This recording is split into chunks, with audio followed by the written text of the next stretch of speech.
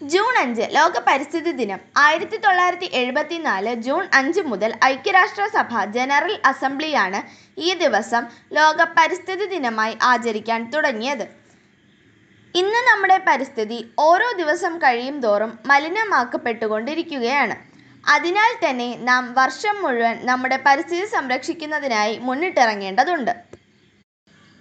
മനുഷ്യർ പരിസ്ഥിതിയെ നിരന്തരം ദോഷകരമായി ചൂഷണം ചെയ്യുന്നതിന്റെ ഫലമാണ് ആഗോളതാപനവും കാലാവസ്ഥാ വ്യതിയാനവും ഓസോൺ പാളിയുടെ ശോഷണവും സംഭവിച്ചുകൊണ്ടിരിക്കുന്നത്. വായു മലിനീകരണം, മണ്ണ് മലിനീകരണം, മലിനീകരണം, പരിസ്ഥിതി മലിനീകരണം എന്നിങ്ങനെ ഭൂമിയെ എല്ലാ രീതിയിലും മലിനമാക്കിക്കൊണ്ടിരിക്കുന്നു. ജൈവ മാലിന്യങ്ങളും അജൈവ മാലിന്യങ്ങളും ഇലക്ട്രോണിക് മാലിന്യങ്ങളും കുന്നുകൂടിക്കൊണ്ടിരിക്കുന്നു.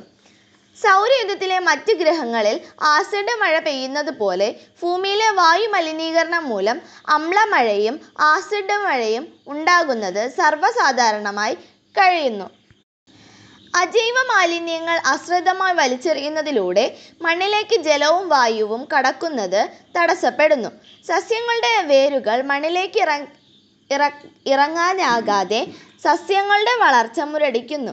മഴവെള്ളം മണ്ണിനടിയിലേക്ക് ഇറങ്ങാനാകാതെ മണ്ണ് വരണ്ടു പോകുന്നു. കുന്നിടിക്കലും വയല് നികത്തലും അശാസ്ത്രീയമായ കെട്ടിട നിർമ്മാണവും ഭൂമിയെ കൂടുതൽ മോശപ്പെട്ട അവസ്ഥയിലേക്ക് മാറ്റുന്നു. ഇലക്ട്രോണിക് മാലിന്യങ്ങളുടെ അളവ് ക്രമാതീതമായി വർദ്ധിച്ചുകൊണ്ടിരിക്കുന്നു.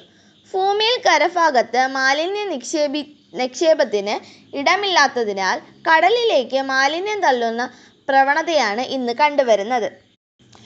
വാഹനങ്ങളിലെയും വ്യവസായശാലകളിലെയും മറ്റും കാർബൺ മോണോക്സൈഡ് അടങ്ങിയ പുക വായു മലിനീകരണത്തിനിടയാക്കുന്നു.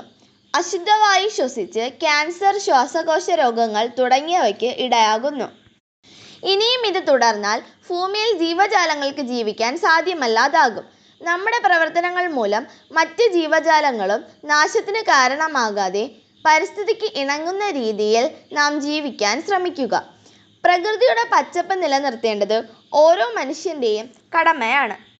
കൈകോർക്കാം നല്ലൊരു തലമുറയ്ക്കായി. കൈപിടിച്ചുയർത്താം നമ്മുടെ പ്രകൃതിയെ. കൈകോർക്കാം ഒത്തൊരുമയോടെ. നിങ്ങൾ പരിസ്ഥിതിയെ സംരക്ഷിക്കൂ, പരിസ്ഥിതി നിങ്ങളെ സംരക്ഷിക്കും.